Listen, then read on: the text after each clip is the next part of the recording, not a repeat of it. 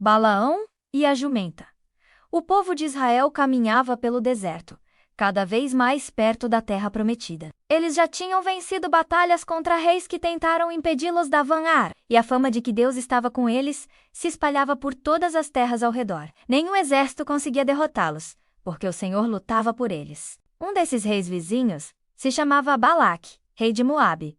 Quando ouviu falar de tudo o que os israelitas estavam conquistando, ficou cheio de medo. Olhou para seu povo e pensou que não teriam forças para enfrentar aquela grande multidão. Então, em sua aflição, decidiu procurar uma saída diferente. Balaque sabia de um homem chamado Balaão, que tinha fama de profeta. Diziam que suas palavras eram poderosas e que aquilo que ele abençoava se tornava abençoado, e aquilo que amaldiçoava se tornava amaldiçoado. O rei então mandou mensageiros até Balaão com presentes, pedindo que viesse amaldiçoar Israel. Os mensageiros viajaram dias inteiros, até chegarem à casa de Balaão. Ao encontrá-lo, contaram a mensagem do rei e ofereceram presentes. Disseram que Balaque queria que ele viesse rapidamente, porque precisava que amaldiçoasse o povo que tinha saído do Egito. Balaão escutou com atenção, mas respondeu que precisava primeiro consultar o Senhor. Naquela noite, Deus falou claramente com ele e disse que não deveria amaldiçoar o povo,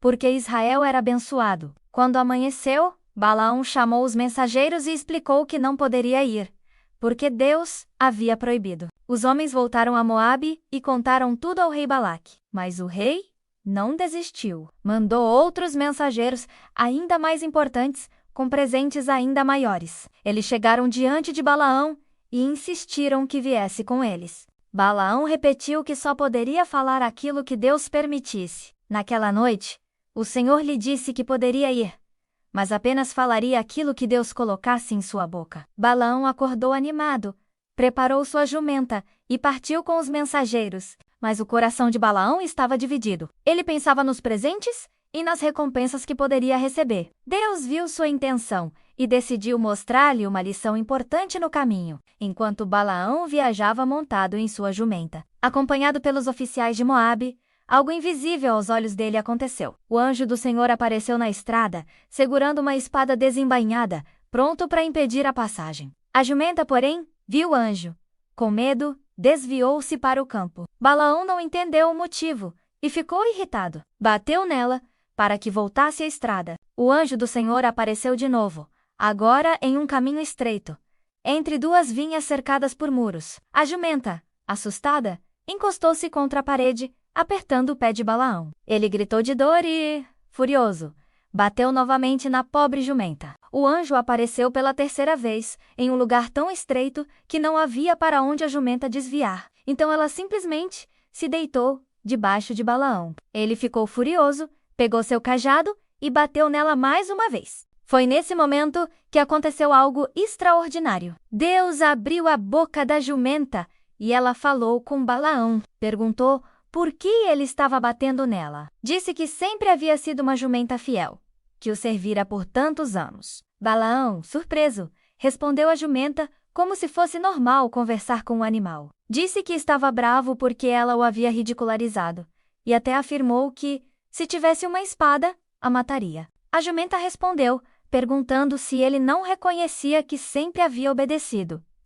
Balaão, então, começou a refletir, e naquele instante, Deus abriu os olhos dele. E Balaão finalmente viu o anjo do Senhor parado diante dele, com a espada desembainhada. Assustado, Balaão se curvou com o rosto em terra. O anjo falou firme, perguntando por que ele havia batido na jumenta 3 vezes. Disse que ela havia se desviado para salvar a vida dele, porque se tivesse passado adiante, o anjo o teria matado e poupado apenas a jumenta. Balaão percebeu seu erro e confessou que havia pecado. Disse que, se fosse errado continuar, voltaria para casa. Mas o anjo respondeu que ele poderia prosseguir, porém, só falaria aquilo que Deus ordenasse. Balaão então seguiu viagem, agora mais humilde e consciente do poder de Deus. Quando chegou diante do rei Balaque, este ficou feliz e perguntou por que havia demorado tanto. Mas Balaão respondeu com firmeza que só poderia dizer aquilo que o Senhor colocasse em sua boca. Balaque levou-o a um lugar alto para que visse o acampamento de Israel